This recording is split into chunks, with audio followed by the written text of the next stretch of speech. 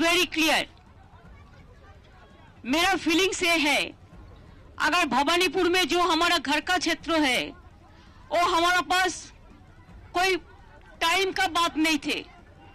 हम एक दिन टाइम देने से हो जाता है कि हर साल हम हर क्लब के लेकर, हर पूजा कमेटी के लेकर, हर हिंदू मुस्लिम सिख ईसाई सबको लेकर हमारे साथ एक मोहब्बत प्यार तो है, अभी भी रहेगा। लेकिन Nandigram is not new place to me. तो जब नंदीग्राम में आंदोलन हुआ था, तब नंदीग्राम में जो लोग लड़ रहा था, बहुत सारे वीर लीडर है मिदनापुर का, तो अब वो लोगों ने रास्ता में नहीं निकाला था। लेकिन मिदनापुर का नंदीग्राम में जो प्रोग्राम हुआ, चाहे वो 7 मार्च हो, चाहे 10 दिसंबर हो, चाहे 14 मार्च हो, हर दिन हर तरह मैं नंदीग्राम आंदोलन को साथ दिया है। और इसी के लिए मेरे को दिल चाहते थे, जैसे मैं किसान आंदोलन के लिए 26 दिन हंगर स्ट्राइक किया था, 14 डेज हम धरना किया था। इसी के लिए मेरे दिल कभी कभी चाहते थे कि कभी एक दफे हम सिंगूर नहीं तो नंदीग्राम दोनों से एक हम कंटेस्ट करें। और ममता बनर्जी खुद ये बता रही थी कि वो नंदीग्राम क्यों आई है, क्योंकि बीजेपी अब इसी बात को लेकर हमलावर है ममता बनर्जी पर कि हार की डर से दरअसल उन्होंने भवानीपुर सीट से नंदीग्राम को चुना है। लेकिन अरुण, जो सबसे अहम बात यह है कि जो उनके सबसे करीबी थे, कभी राइट हैंड माने जाने वाले, नंदीग्राम के आंदोलन के सबसे बड़े उनके सिपहसालार, वही उनके खिलाफ हैं। और उन्हें तो यहां तक कल चुनौती दे दी फिर एक बार कि अगर 50,000 से ज्यादा वोटों से मैंने ममता बनर्जी को नहीं हराया तो सियासत ही छोड़ दूंगा। किस तरह की अब सियासी सरगर्मी आप देख पा रहे हैं, दोनों के अपने अपने दावे। देखिए, ममता बनर्जी के लिए जरूरी भी था, क्योंकि जिस तरह से शुवेंदु अधिकारी को बीजेपी ने तोड़ा था, एक तरह से भगदड़ मची थी और अमित शाह ने एक तरह से पॉलिटिकल सर्जिकल स्ट्राइक की थी उस मंच पर, जहां पर शुवेंदु अधिकारी के साथ दर्जनों विधायक और कुछ सांसद शामिल हुए थे उनकी पार्टी में। तृणमूल कांग्रेस छोड़ के कुछ पूर्व सांसद थे, कुछ वर्तमान सांसद थे।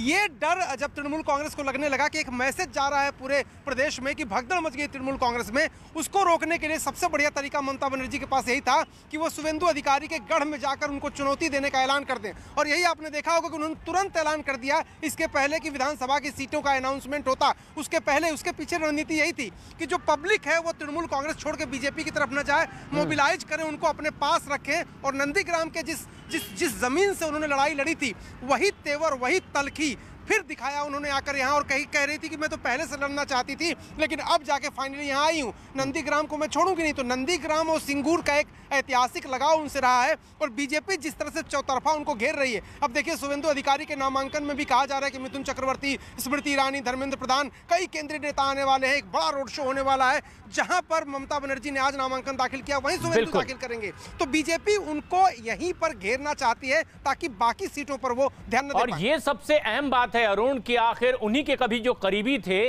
वो अब किस तरह से हमलावर हो गए हैं और उनके सामने अब ये भी गिना रहे हैं कि नंदीग्राम क्या आपको इसीलिए आना पड़ा है क्योंकि यहां 30% से ज्यादा मुस्लिम मतदाता भी हैं। और ये एक ऐसा समीकरण है जिसे साधने की कोशिश हो रही है। हम अपने दर्शकों को बताते हैं कि नंदीग्राम में दरअसल मतदाताओं का समीकरण है कैसा। आंकड़ों पर अगर गौर करें तो नंदीग्राम में करीब 3 लाख मतदाता हैं। इनमें से 96.65% वोटर तो ग्रामीण इलाकों में रहते हैं, जबकि 3.35% वोटर शहरी इलाकों में माने जा सकते हैं। इसके अलावा SC/ST वोटर भी करीब 17% हैं इस इलाके में। कुल मिलाकर यहां हिंदू मतदाता करीब 2 लाख के आसपास हैं, जबकि मुस्लिम मतदाताओं की संख्या 70,000 के आसपास है इन तमाम आंकड़ों पर गौर करने पर। और नंदीग्राम में करीब 35% मुस्लिम मतदाता हैं और इसीलिए भी अब बीजेपी इस बात को लेकर भी हमलावर है और घेरने की कोशिश कर रही है कि क्या भवानीपुर सीट से हार की डर की वजह से नंदीग्राम ममता बनर्जी को चुनना पड़ा है। अरुण सिंह हमारे सहयोगी लगातार हमारे साथ बने हुए हैं।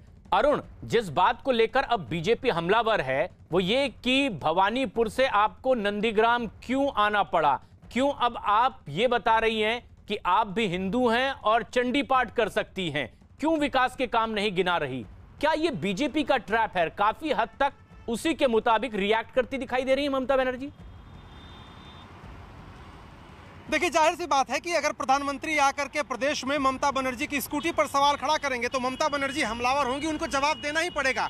तो बीजेपी जो नैरेटिव सेट करना चाहती है, मुझे लगता है कि ममता बनर्जी बैकफुट पर जाने की बजाय उसका जवाब देने की कोशिश कर रही है। भवानीपुर से छोड़ने का मकसद उन्होंने बताया था, प्रधानमंत्री ने सीधे इस बात को लेकर के आड़े हाथों लिया था ममता बनर्जी को कि भवानीपुर छोड़ के आपकी स्कूटी अगर वहीं खराब होना लिखा है तो वहीं गिरेगी या खराब होगी। तो प्रधानमंत्री ने जिस तरह से घेरा था, मुझे लगता है कि ममता बनर्जी अब चंडी पाठ कर रही है मन से। देखिए कि ममता बनर्जी जय श्री राम के नारे पर चिड़चिड़ा करके और गाड़ी से उतर जाती थी, अब वो चंडी पाठ करके ये दिखाना चाहती है कि जो उनके दोनों वोटर हैं, मुस्लिम और हिंदू दोनों वोटर हैं, दोनों को साधना है, दोनों को साथ लेके चलना है और एक संतुलन बना के उनको चलना है। यही वजह है कि आप देखिए कि वो अल्पसंख्यकों की भी बात करती हैं और साथ ही साथ हिंदू वोटरों पर जो बीजेपी की नजर है उसको भी अपनी तरफ बनाए रखने के लिए उनको वो सब करना पड़ रहा है जो शायद बीजेपी उनको चुनौती दे रही है। और अरुण, जब आप मौजूद थे